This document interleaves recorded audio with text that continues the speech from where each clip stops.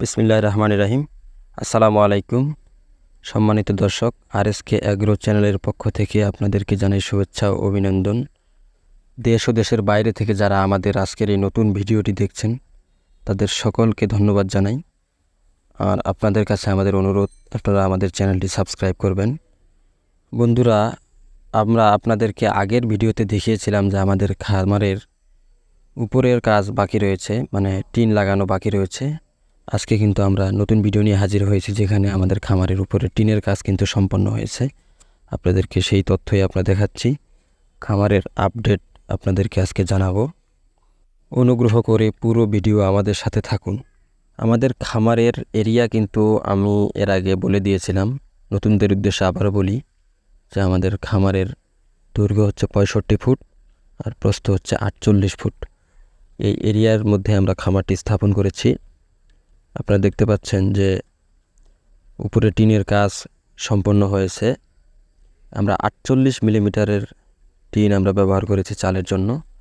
আপনারা চাইলে আপনাদের সুবিধা মতো টিন আপনারা ব্যবহার করতে পারেন, তবে টিন একটু মোটা হলেই সেটি খামারের জন্য ভালো হবে। তাপটা শোষণ করে নিবে, খামারের অভ্যন্তরীণ পরিবেশটাকে আপনাকে শীতল রাখার জন্য আর কি বিশেষ ভূমিকা পালন করবে।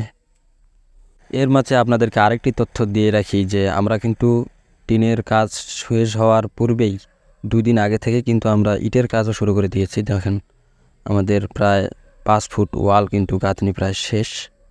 আমরা এটা কত দূর উঠাবো এবং কতটুকু ফাঁকা রাখবো, এর পরিমাণ কি হবে, এটা আমরা পরবর্তী ভিডিওতে আপনাদেরকে দেখাবো।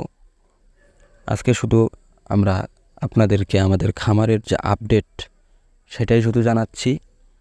দর্শক, আরেকটি গুরুত্বপূর্ণ বিষয় হচ্ছে যে আমাদের খামারের যে নির্মাণ ব্যয়, সেই ব্যয়টিও আমরা খামারের কাজ সমাপ্ত হওয়ার পরে ধারাবাহিকভাবে এবং বিস্তারিতভাবে কোন সেক্টরে কত টাকা আমাদের ব্যয় হলো সেটি কিন্তু আপনাদের সাথে আমরা শেয়ার করব, যাতে নতুন যারা খামার করার জন্য ইচ্ছুক তারা একটা ধারণা লাভ করতে পারেন যে একটা খামারে কী পরিমাণ ব্যয় হতে পারে।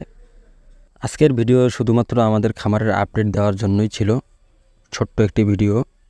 এরপরে আমরা আপনাদের সামনে খামারের পরিচালনা A to Z সহকারে গবাদি পশুর বিভিন্ন রোগ ও প্রাথমিক চিকিৎসা আপনারা কীভাবে করবেন সেই সম্পর্কে ধারাবাহিকভাবে ধারণা আমরা দিব ইনশাআল্লাহ। সুতরাং আমাদের চ্যানেলটি আপনারা সাবস্ক্রাইব করবেন এবং ভিডিওটি ভালো লাগলে আপনারা লাইক করবেন এবং নতুন করে ভিডিও তৈরি করার জন্য আমাদেরকে উৎসাহ প্রদান করবেন।